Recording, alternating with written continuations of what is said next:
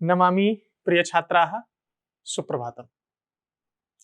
संस्कृत कक्षायां भवतां सर्वेषां समेषां छात्राणां स्वागतम् अभिनन्दनं च।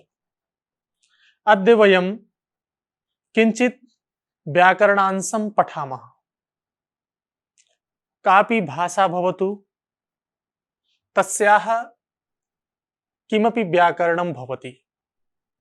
व्याकरणम् अर्थात् शुद्ध अशुद्धस्य ज्ञानम् इति व्याकरणम्। शुद्ध पदं प्रयोक्तव्यम्, अशुद्धं मा प्रयोक्तव्यम्। यथा कोऽपि वाक्यं भवति, तस्मिन् वाक्ये त्रयः अंशाः अपेक्षिताः। प्रथमा भवति कर्ता, द्वितीयं कर्म, तृतीयं क्रिया। कर्ता कर्म क्रिया त्रयाणां समुदायानां समाहारः भवति वाक्यम्। यथा अहम् एकं वाक्यं वदामि, अहं भोजनं खादामि।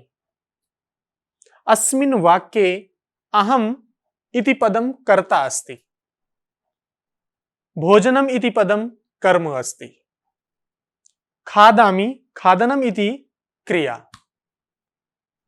अस्मिन् वाक्ये त्रयाः, एकं कर्ता, द्वितीयं कर्म, तृतीया क्रिया। अहम् इति पदं कर्ता, भोजनम् इति पदं कर्म, खादामि खादन क्रिया अस्ति अत्र। यथा कापि भाषा भवतु, तस्य किञ्चित् अनुशासनम् अपेक्षितम्। तस्याः भाषायाः कृते किञ्चित् अनुशासनं, शासनम् आवश्यकम्। यत् अनुशासनं भवति तस्मिन् व्याकरणम् इति उच्यते। हिंदी भाषा भवतु, आंग्लं वा भवतु, तस्याः समस्याः तस्य कथं निवारणं। कोऽपि अशुद्धं शब्दः आगच्छति, अशुद्ध शब्द प्रयोगे हानिः। तत्र अशुद्ध प्रयोग शब्दे किं शुद्धम् अस्ति इति कः समस्यायाः समाधानं करोति? अस्माकं व्याकरणं, तत्तत् भाषायाः व्याकरणम्। अद्य वयं पञ्चदशः पाठः पठामः, भविष्यत्कालः। पूर्वं वयं पठितं वर्तमानकालः। हम लोगों ने कक्षा चतुर्थी में, क्लास 4 में हम लोगों ने एक वचन, द्विवचन और बहुवचन वर्तमान काल का पढ़ा था। यथा वर्तमान काल क्रिया पठति। हम लोग ये क्लास 3 में से 4 तक ये पढ़ते आए हैं। संस्कृत में क्रिया, कर्म, कर्ता, और अब यहां पर हम देखेंगे संस्कृते वचनम भवति त्रीणि। संस्कृत में 3 वचन होते हैं। प्रथमम एक वचनम, द्विवचनम, बहुवचन।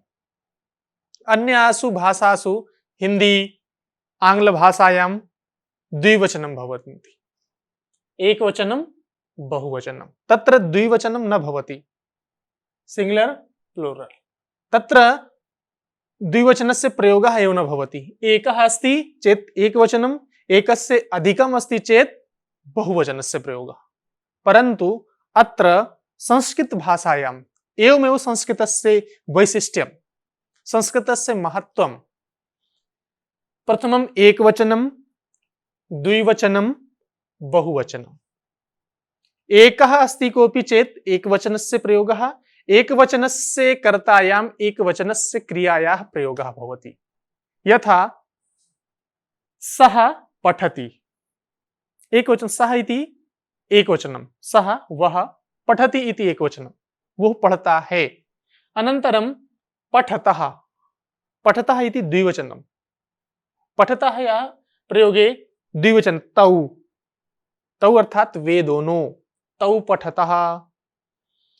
बहुवचनस्य प्रयोगे ते पठन्ति, ते पठन्ति अर्थात वे सब पढ़ते हैं।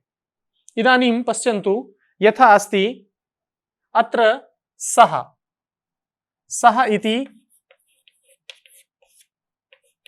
हम लोगों ने ये सः तौ ते एषः एतौ एते क्लास 4 में हम लोग इसको पढ़ चुके हैं। सः अर्थात वह, एषः अर्थात यह, दिस दैट हम लोगों ने पढ़ा था। वो ये सः बालकः, एषः बालकः, सः अध्यापकः, एषा अध्यापिका। इदानीं पश्यन्तु, सः इति शब्दस्य अर्थः भवति वह, स्त्रीलिंगे भवति सा। यदि कोऽपि बालिका स्यात् तस्याः प्रयोगे सा इति पदं योजनीयम्। सा बालिका, सः बालकः। अनन्तरं सः पठति, वह पढ़ता है इति वर्तमान काल क्रिया। पठति इति एकवचनस्य वर्तमान क्रिया। अनन्तरम् अस्ति पठतः। पठतः प्रयोगे तौ पठतः, तौ, तौ इति द्विवचनम्। तौ इति शब्दस्य अर्थः भवति वे दोनों, वे दोनों इति पुल्लिंग शब्दः। सा इधर स्त्रीलिंग में ते, सा ते, ते अर्थात अस्यापि एवमेव अर्थः। ते, सा ते, वह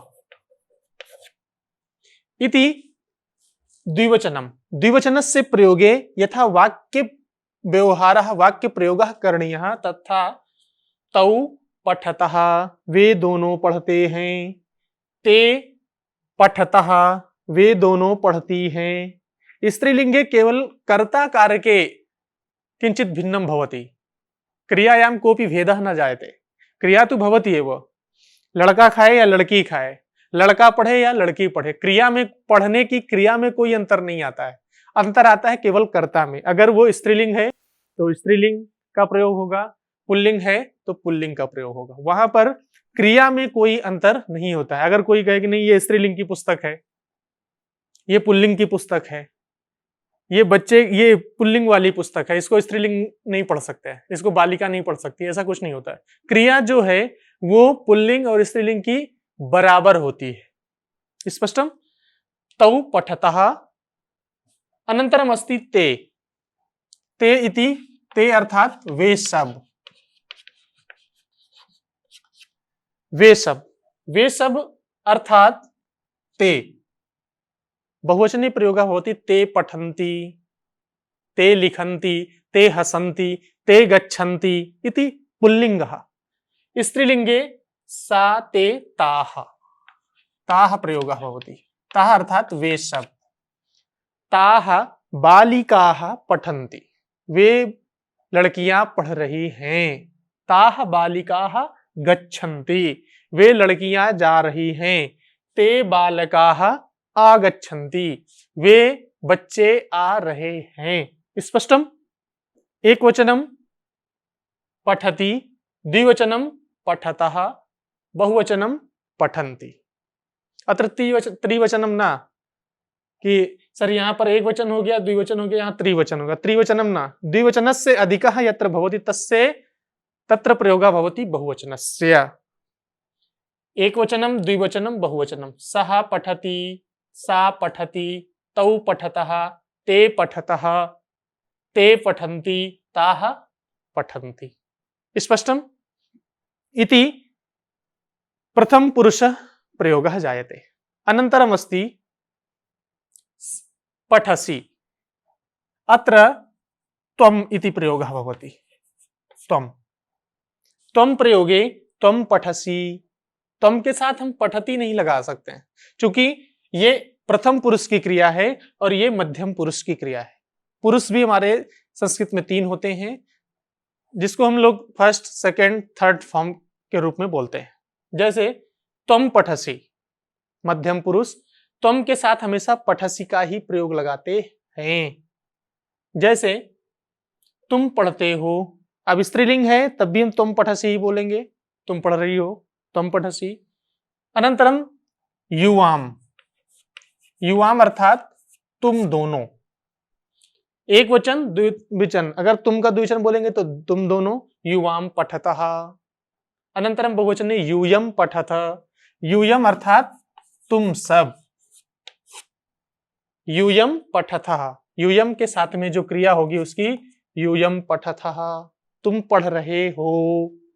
अनंतरम अस्ति पठामि, पठामि प्रयोगे अहम पठामि।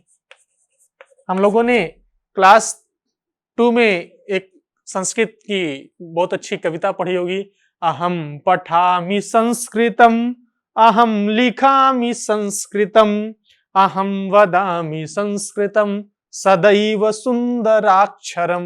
वही है यहाँ पर अहम पठामि, अहम लिखामि, अहम गच्छामि। अहम के साथ में हमेशा पठामि का प्रयोग होता है। आवाम, आवाम अर्थात हम दोनों, आवाम अर्थात हम दोनों। आवाम पठावह, हम दोनों पढ़ रहे हैं। आवाम खेलावह, हम दोनों खेल रहे हैं। अनंतरम अस्ति वयम, वयम इति शब्दस्य अर्थः अस्ति हम सब। वयम गच्छामः, हम सब जा रहे हैं। वयम लिखामः, हम सब लिख रहे हैं। वयम हसामः, हम सब हंस रहे हैं।